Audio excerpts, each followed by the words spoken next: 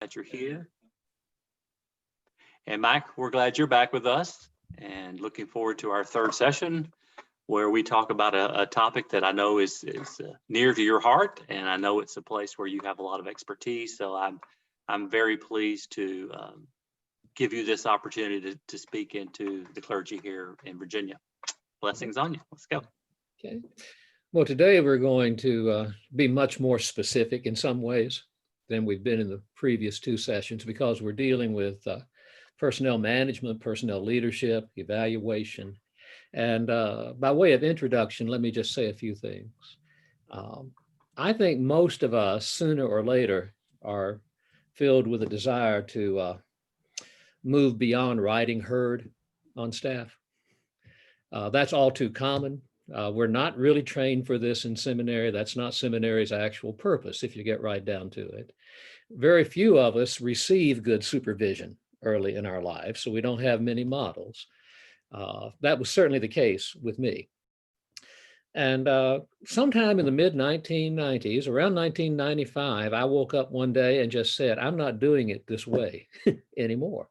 That was the era of on a scale of 1 to 10, evaluate, evaluate, evaluate. These were all imported from business models of that era.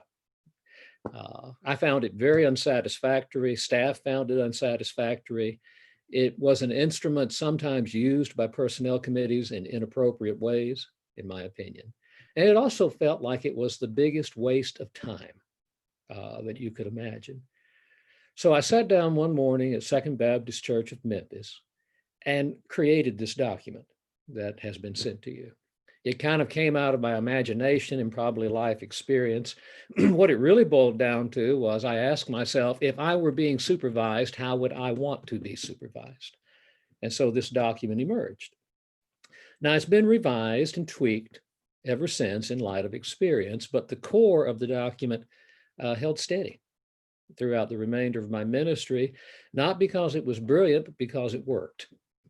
It's a very pragmatic approach, in my opinion, to nurturing ministerial colleagues in ways potentially, did we lose something there? In ways potentially good for them and for the church as well. Am I still coming across, Terry? Okay, just wanted to double check. I want to talk us through this instrument that's been shared with you and then circle back to why I think it works and how I think we can make it work. Is that satisfactory to the group? I don't really have a plan B, but I like to ask before I proceed.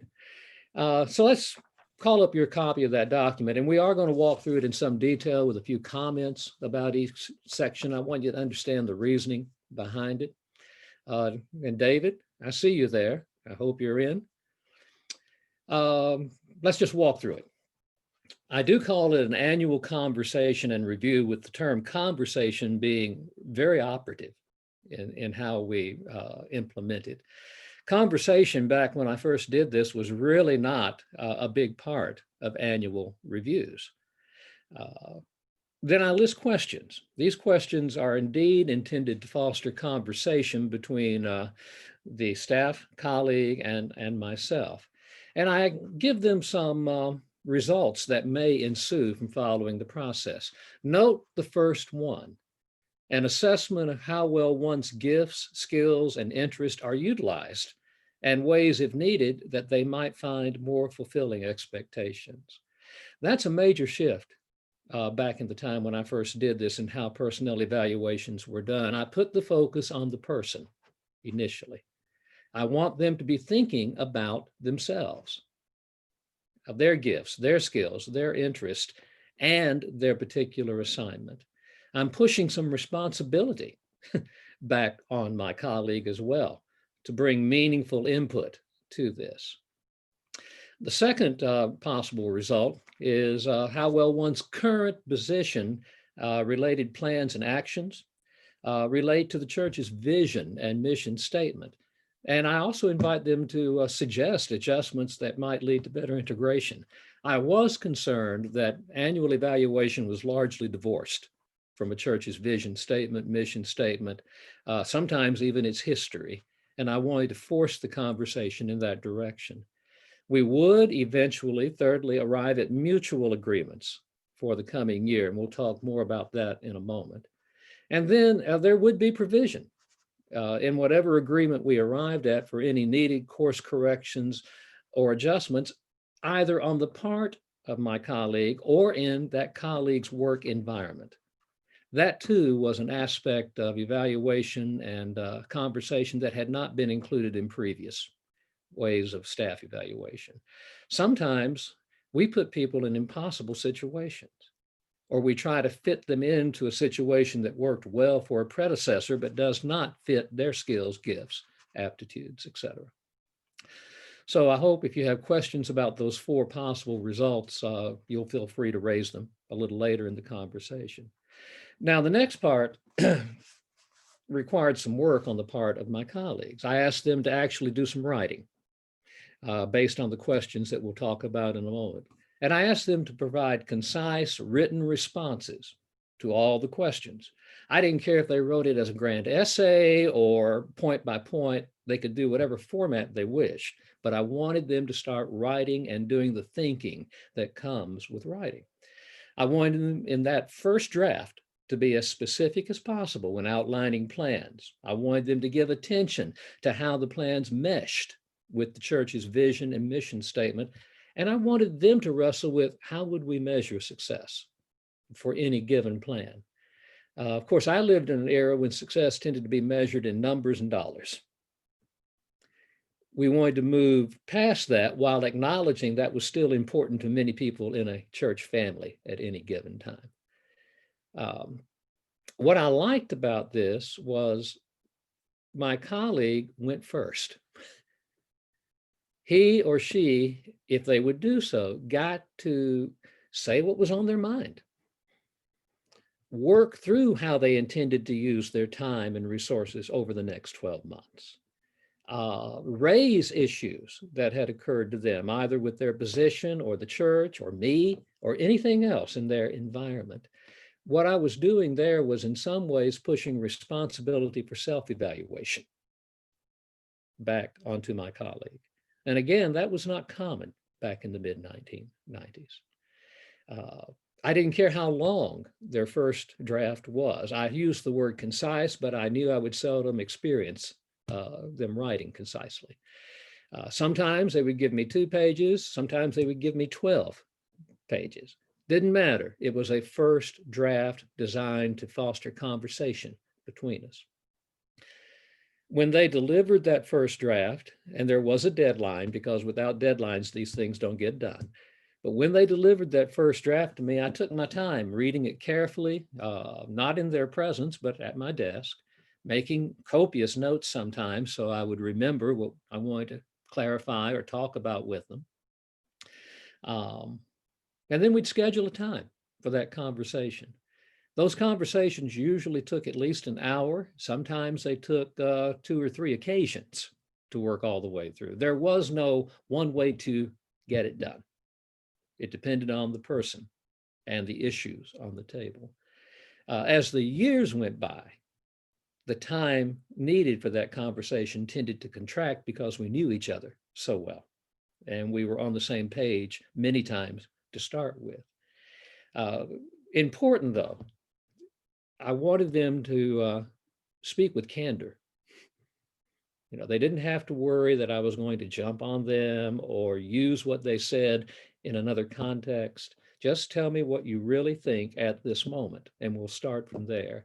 I wanted them to be assured that they would be treated with compassion in this context, because some of our staff colleagues really endure a lot of damage, either in our own congregation or they've been damaged in a previous setting, and that baggage comes with them into our setting. And we would have a primary concern for the church's well-being as well, because it wasn't all about them or all about me. It was also about the congregation and its ministry. Now, these questions that follow, they weren't singular, but I did group them into categories with multiple sub-questions, questions designed to spark my colleagues' thinking. So let's walk through some of those. Again, we start with the colleague, not the church. Identify what you perceive to be your major gifts and skills. Many of them at that time had never been asked that question. They had been, quote, hired, as many a layperson will say, as opposed to called, to do very specific jobs. They had accepted that, but they really hadn't had a conversation about their own major gifts and skills. So I wanted them to think that through, and we would talk it through later. I asked them to identify as well any emerging aspirations, gifts, and skills, because over the course of one's work and life, we learn things about ourselves we didn't know. And sometimes we start dreaming new dreams for ourselves, seeing new possibilities in our gifts that we did not see at the time we were called to a particular position. I wanted to get that on the table. And then a very serious question. In your opinion, does your current position description and working environment provide adequate opportunity for the fulfillment of what you've identified? Does this job fit anymore? Or do some of the specifics of this job fit or not fit well anymore? Help me know the answer to those questions. If so, how does it fit? I wanted to hear them talk about that. But if not, what would you change if you could? Very seldom did colleagues get a chance to say, I would like to make a change in the environment of the 90s when I first created this. What I learned is, as we worked through this process, people became more and more willing to tell you, I would love to change this part if I could. I think it would work well for me and the church, and here's why. The conversation was important. And I would ask them what steps you would take, if you could, to facilitate such a change. This was an entirely new topic of conversation for most colleagues in church after church after church. The question shifted from, are you doing your job, to how can we adjust your job so that you can be yourself and do your ministry better in this place, while still meeting the needs of the congregation? Second clump of questions. Review your plans for the immediate past year and identify the two components you regard as most successful. I limited it to two because you needed a limit. I'm not going to dance around that. And in any given year, only a handful of things that any of us do really stand out, in our own minds at least. I wanted to know what really floated their boat in the past year. What excited you? What did you feel so good about on the other side? And then I wanted to know why. Why did this feel successful, seem successful to you? It could be that the colleague was the only person who felt that way about it, for all I knew. But I really wanted to know why he or she evaluated that particular event or program or ministry as successful. Then I would ask, how did these two items contribute to the fulfillment of the church's vision and mission statement? And again, I'm trying to tie them always back into that mission statement, which is easy to forget in the hustle and bustle of daily ministry. Then came the next question that I often got a response to. What, if anything, would you do differently if you had to do it over? And we're talking about successful events. In my experience, nothing is 100% successful. There's always something that, if looking back, you wish you had done just a little differently or completely differently. That led to some reflection on my colleagues' part from time to time. And sometimes they'd say, I want to get back to you on that. I haven't yet wrestled through that. And that was fine as well. What I was trying to encourage was an approach to self-critique, but with things that had gone well, so that you didn't start by putting yourself down at the beginning. Start with something that worked. And let's talk about why and how it could have worked better and how it tied in to the life and mission of the church. The third category of questions, the third batch of questions, are the ones that often in the past constituted the bulk of an evaluation. What are your plans for the coming year? But I did ask them to break those plans down into two groups. One was labeled maintenance. There is maintenance in church life. Some programs are going to go on whether they're good or not so good. Some programs are going to happen whether you personally enjoy them very much or not. Some programs are very, very needed, and they're going to go on week after week, month after month. They are in some ways ongoing or maintenance projects.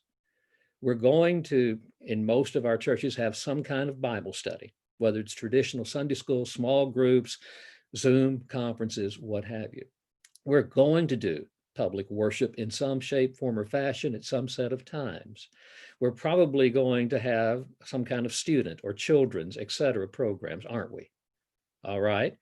You're going to put time into that. Let's note that. Let's say what you're going to do with it, but let's admit this is part of the ongoing workflow.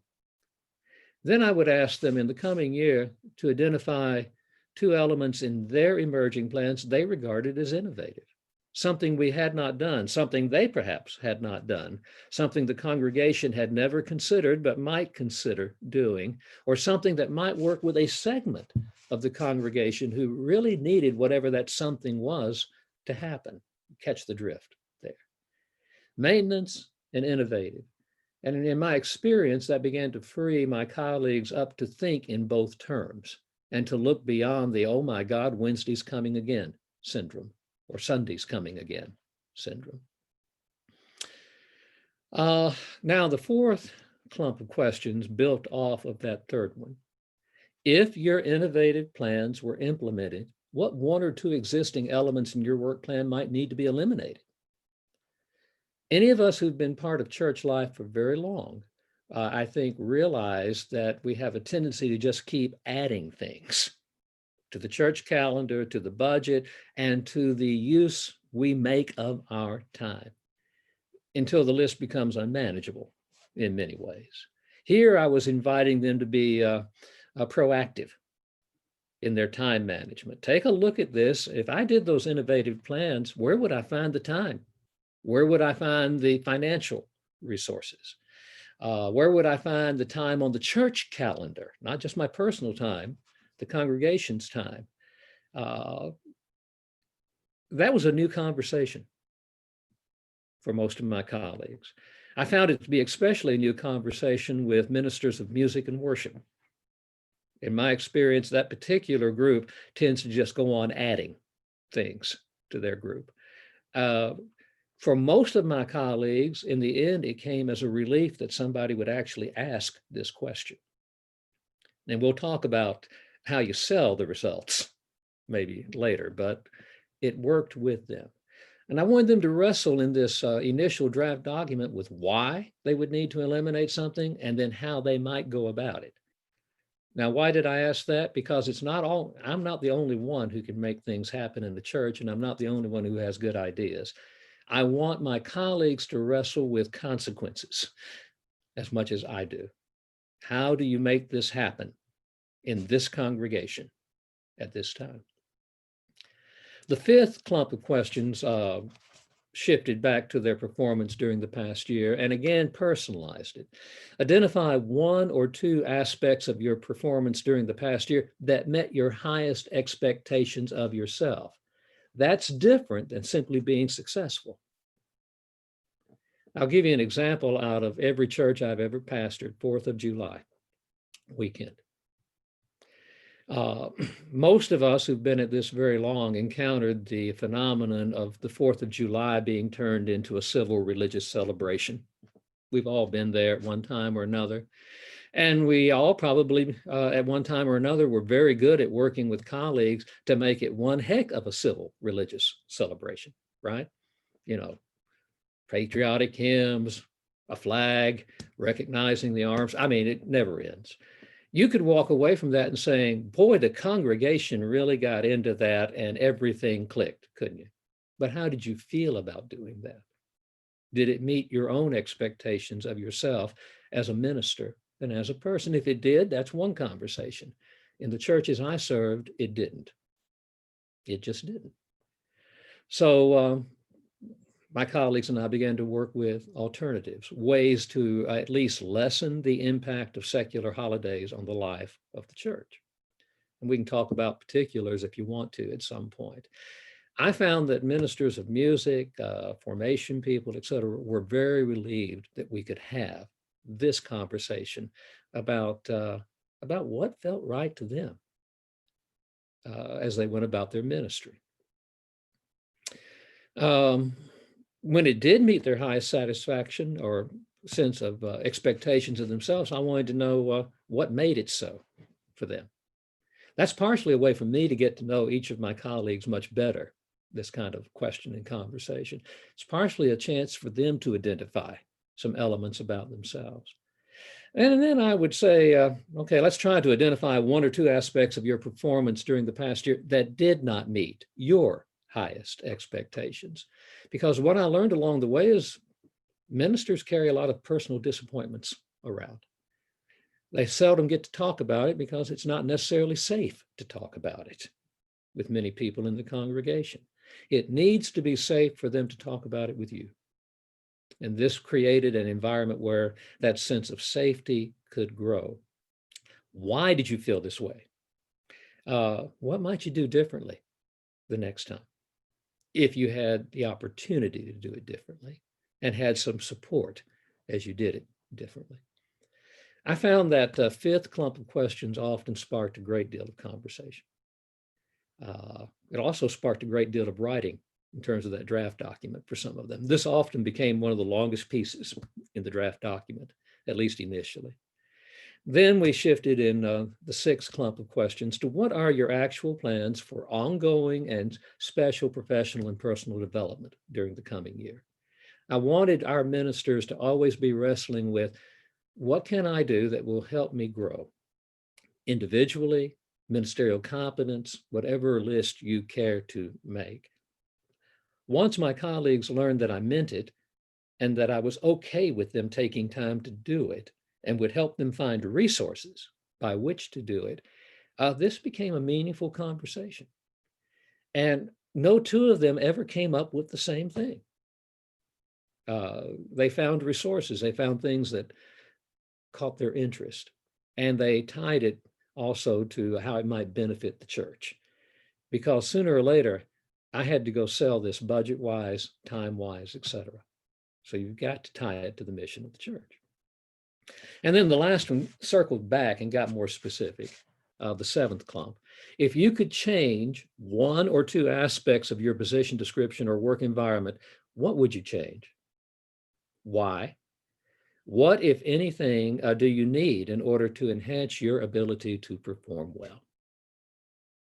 This was a chance for them to talk everything from budget to time allotment to job description per se, to just some changes in how that person and I related, if they needed that, in order for him or her to feel they could do their job better in the church. Now, you've got to be reasonably self-secure to open that line of communication with a colleague. And they will know if you're not secure. They will catch it if you're playing games with them. It takes about 2 years, sometimes 3 through this process for everyone to start to think, I can trust this person, this pastor with whom I'm dealing. Sometimes they come with baggage from previous dealings with pastors, and that has to be overcome. But I have found this to be a good question to ask. And I will tell you, it did lead to some changes for individuals at one time or another. So now, after that conversation, let's retract. They've written a first draft.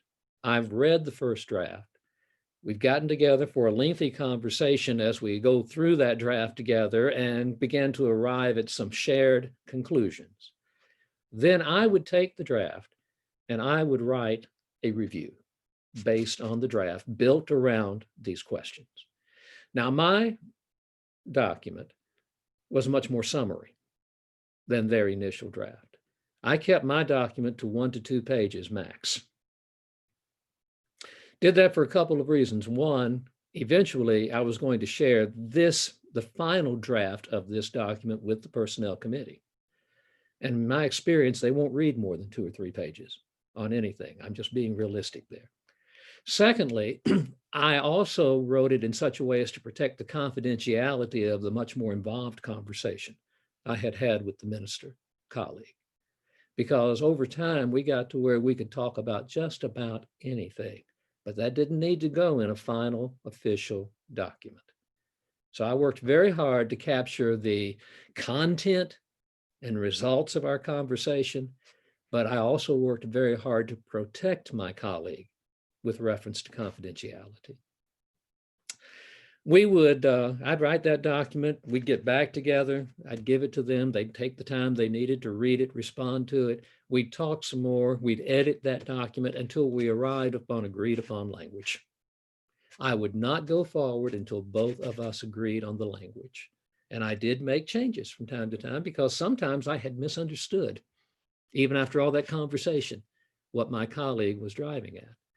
But when we reached that document, we both signed and dated it. And that became the document that I would share and walk through with the Personnel Committee during that time in the life of the committee's annual service.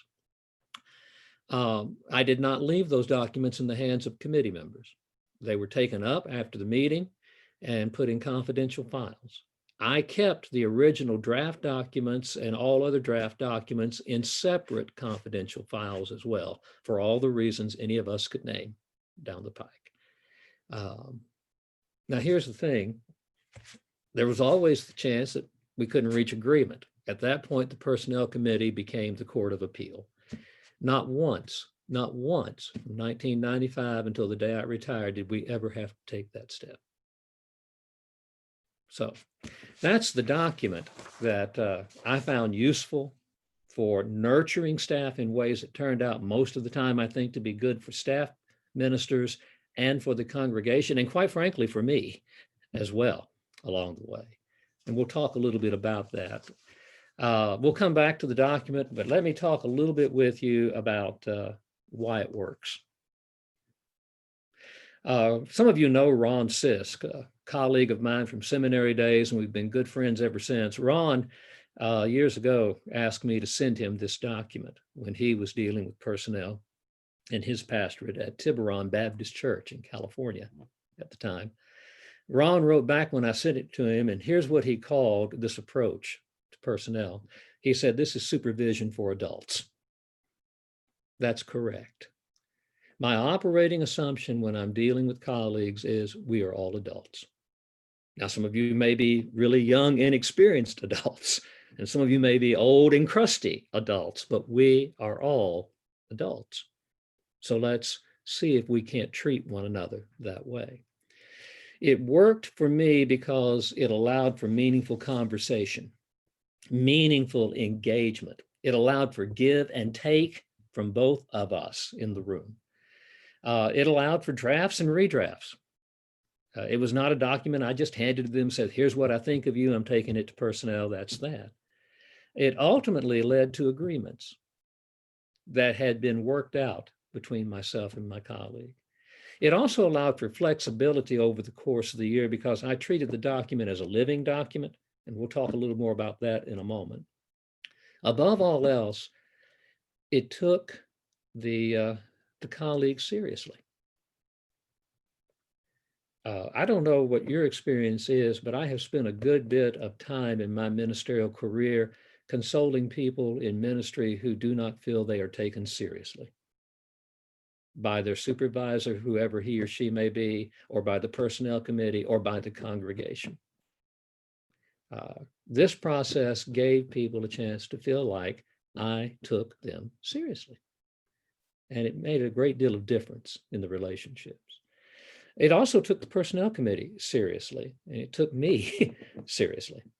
I think it also took the mission of the congregation seriously. But the biggest thing is it changed the relationship with my colleague. And I can tell you, I've heard from colleagues over the years from past places who deeply appreciate that one aspect of this approach. It did provide for resolution of things that couldn't be resolved if it ever had to do so. But mostly it allowed the staff minister to be responsible to and evaluated by one person. Now, I want to camp on that for a minute. Every situation I went into had a personnel committee or the equivalent, whatever title you gave it. Every situation into which I went over the years had a very mixed history with regard to how well a personnel committee did its job when it attempted to be an ongoing supervision committee. In my experience, no person can answer to 5 or 7 or 9 people, 2 of whom at least, or 3 of whom at least are changing over every year. There's no continuity. No sense of set purpose and direction under such supervision. As we implemented this system, I became the genuine supervisor of my colleagues, the one to whom they were responsible, the one to whom they answered. This helped personnel committees in turn transition out of micromanagement or emergency management or gotcha management, which is all too common. You know, some church member goes to a personnel committee member and raises the roof over something, and that becomes the agenda of the personnel committee to satisfy the church member rather than to actually get serious about what may be going on. So I became the point person for supervision under this system. Personnel committees bought into that. It took about a year for each committee each time to adjust, but once they saw the emerging results and the documentation and the kind of conversation I could have with the committee, they bought in. And we oriented each new member as he or she rotated in to this process. We'll talk a little more about that. I found this process became a little easier each year with its implementation, especially with my colleagues, because we were building a track record together. We were developing common language, common aspirations. We were getting on the same page through this process. And above all else, we understood each other so much better than we would have otherwise. I found that it helped my colleagues come to know and believe that I was dealing with all of them in a similar manner. That's important. Fairness is important in leading colleagues. Eventually, it helped us settle into leading the team rather than nagging the team, particularly leading the team with reference to strategy and tone. Tone is important. Resourcing ministries, cross-training, mutual support. What happened through this process in each of my congregations was we moved beyond staff members operating out of their own little silos, their own little towers, into slowly developing a collaborative environment in which it was natural to talk with one another around the table, natural to relate to one another on projects, natural to step up and help one another on projects rather than saying, well, that's not my job. But it all came out of creating an environment in which conversation and collaboration was normative rather than the exception. One other thing that I think the system actually does when you implement it, it builds dealing with failure into the system as something to evaluate, learn from, and move on from, rather than a crisis. It assumes all of us will fail some way, somehow, sometime, but it transforms failure into an opportunity for evaluation, collaboration, and deciding what to learn from that failure and how to move on from that failure. That may have been one of the biggest contributions of this approach in the staff life of churches I led. It does provide an opportunity as well to evaluate the emerging gifts and opportunities and needs of your colleagues and the church, and to make adjustments accordingly. They can be very small adjustments. They may have to do with budget. They may have to do with calendar. They may have to do with accommodations, what you expect of someone in public worship or other public settings. But sometimes they lead to major adjustments in the sense of where a colleague's calling is taking him or her. And I'll tell you a story or two on that. A very public story that I can share because it was so public is that of, Jeff Cockram at Central Baptist Church of Fountain City. Jeff is a graduate of Truett. We were called at the same time to Central Baptist Church of Fountain City, which is a different story for another day. I was called as senior pastor. He was called as minister of formation. The two calls were extended within a week of each other. Jeff and I didn't know the church was talking to either of us until one of the committee members of the personnel committee accidentally told one of the members of the senior pastor search committee. And I went anyway. But Jeff and I talked by phone, talked through all that and decided we'd take a chance and go with it. Jeff came in as minister of spiritual formation, Christian formation, and he did a very good job at it. He was highly personable. Jeff also had to preach because we had 2 worship services at the same time and had a minister rotation set up for that. But over time, it became more and more clear through the process I've shared with you to both Jeff and me that odds were he was not going to be a long-term minister in a congregational setting. The reason wasn't negative. The reason had to do with his gifts and emerging skill sets. Jeff was developing a passionate interest in pastoral counseling. And as we looked at how he actually did his work with people, he was doing it in the manner of a pastoral counselor more often than not. He had enormous gifts at helping people unpack personal issues, work through them toward reasonable solutions. So about halfway through Jeff's tenure there, he and I came to the conclusion that one of the things that would be good for the church and good for Jeff would be to build on this set of gifts and inclinations. And through this process, working with the personnel committee, we were able to get Jeff started in a Master of Pastoral Counseling program at a nearby college. Adjust his schedule while he still covered all necessary work, and integrate what he was learning into the programming we were offering small groups and individuals at the church. And over the course of several years, Jeff completed that program, completed everything that had to be done for certification as a pastoral counselor in the state of Tennessee. And then ultimately, with my blessing and the blessing of the congregation, left the church staff to enter into private practice in association with a organization here in Knoxville, Tennessee.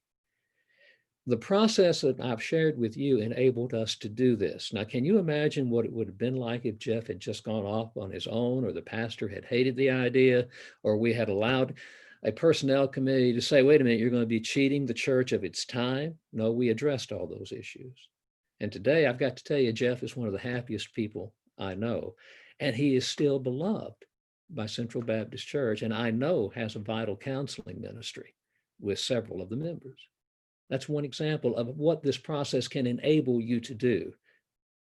It's not a guarantee that it'll work, but it gives you a chance. Another example, much lower key, First Baptist Church, Murfreesboro, Tennessee, Pam Pilot.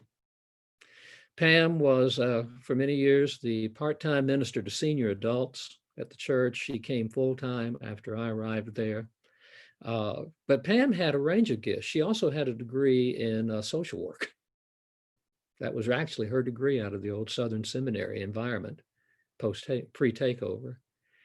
And when we looked at the makeup of the congregation and the makeup of people she was in touch with in Murfreesboro, we realized that Pam had a set of skills that no one had thought to use.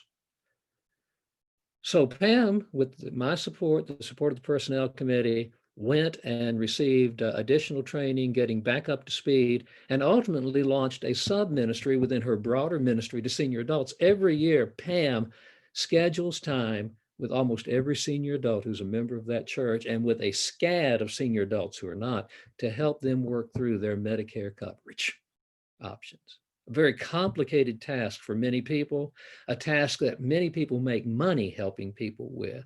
Pam charges nothing. She's paid by the church. This is part of her mission. I can't tell you how many senior adults have been blessed by that mission. But the idea for it came out of the process that I've shared with you. Little things like that. We could give other examples, but those are 2 stories of how that extra feature of paying attention to someone's gifts and skills and emerging gifts, skills, and aspirations can be meshed with the needs of the congregation in a way that actually works for everyone. Now, I will tell you that does involve some commitment on the pastor's part to the process. So let me talk a little about that, and then we'll go to questions and comments. Or if you want to say this is the craziest thing you've ever heard, let me tell you my way. That's fine too. Part of the trick to making this work is you manage by wandering around a lot. That's how you build in the flexibility, the ongoing supervision. You show up at things your colleagues are leading, not to look over their shoulder, not to micromanage, but just to show up. You check in with them almost every day of the week. Again, just walking by, just walking by. It may be a 5-minute conversation, or they may have something on their mind that they really want to talk about, but they were hesitant to come up and interrupt you, in your sanctuary, in your study. When you wander like that on a regular basis, your colleagues start to expect it, to anticipate it, and to take healthy advantage of it. You're not doing any gotcha stuff. What you're really doing is giving your colleagues ongoing attention and ongoing opportunity for continuing conversation. It also helps all of you remember the document that you signed, but it also helps you start from that document and make changes weekly, monthly, as needed. You can adjust things, add things, subtract things, modify things, because circumstances in the church change. This past year is the most drastic example possible, isn't it? A year ago, if I had sat down with my colleagues and developed that document, gotten it through the personnel committee, most of it would have become non-operative somewhere around February or March in terms of details. We would have been reconfiguring how we did worship, Bible study, pastoral care, everything, wouldn't we? By wandering around, by keeping the conversation going, you're better prepared to deal with such times. And you can handle the normal changes that come. I've also found that by staying in weekly and daily conversation with colleagues, that you reduce the number of surprises that happen. Surprises are rough in church life. No one likes them, including senior pastors, personnel committee members, or that crotchety member in the back pew or the back row. So you reduce surprises, you reduce the fear of failure or censure, you in an ongoing way encourage candor and conversation. And what happens is, in addition to the process I've outlined, by going around regularly interacting with your colleagues, you continue to build a relationship and a trust factor into things. By the way, you also wind up knowing more than you would otherwise know about everything. And that's useful in the life of a senior pastor. I did indicate that the role of the personnel committee or the equivalent shifts. Personnel committees, in my opinion, seldom consistently conduct good annual reviews. They're either uncomfortable doing so, lack the tools to do so, or sometimes have a member or two who's in there with an agenda. Just the truth. That's human nature. Personnel committees shift from ongoing supervision of individual ministers to policy setting in this particular approach. They may deal with conflict that cannot be otherwise resolved. But what I did was I would give them an annual report consisting of those small documents I had created in collaboration with my colleagues. I would also write a document about myself. I would go through and answer the very same questions I had asked my colleagues to answer, but I would answer them in regard to my ministry, my approach. And that would be a longer document than 1 or 2 pages. I would put that document with the documents of my colleagues into a package, and we would walk through that package together, the personnel committee and I, every year in about a 2-hour meeting. This kept them informed, helped them know that they were part of it. They were free to ask questions, critique, but they were supervising me, not my colleagues. They found that to be task enough over time. And those in the business world did understand in the end that you only answer to one supervisor, not a group. I found that by doing personnel management in this way, I automatically connected with most of the business people who might be elected to serve on a personnel committee. Once they saw that I meant it and would do it consistently, they bought in and were almost relieved, I think, in many ways. I will say that the meetings got a little shorter as the years went by because the trust level went up. considerably. One other thing, working in this way does require time and ongoing focus. There's no getting around it. You are adding something to your plate when you provide this kind of supervision leadership. In my experience, after a while, though, you probably find that you're saving time and energy. You certainly find that you're putting out fewer fires along the way, dealing with fewer staff-related emergencies. You're spending a little less time trying to jumpstart people. Most of them are growing in the ability to be self-motivated, self-starters through this process. You may find that they're learning that they can try and fail and not be penalized, but instead be helped to move on. But mostly what you find is your colleagues are learning to trust you. And you're learning to trust them. And in that kind of environment, it's quite remarkable what can often happen, not just for you and your colleagues, but for the congregation. If you want to summarize it, in some ways, long before the term coaching was popular, I moved into a coaching approach to staff supervision. I didn't know it at the time. I know it now because people like Michael do this kind of thing, and they tell me it's a coaching approach. And it's only one way to approach nurturing one's ministerial colleagues in ways good for them in the congregation, but I did find that it worked. It worked even on that rare occasion when I needed to help a colleague find a good way to exit a given congregation and find another place. So that's what I've got to offer you today, and I'm looking forward to conversation, observations, better ways, because let's make this collaborative, not just the guest guy who comes in and lectures. Okay. Okay, Mike, I'd like to kick it off because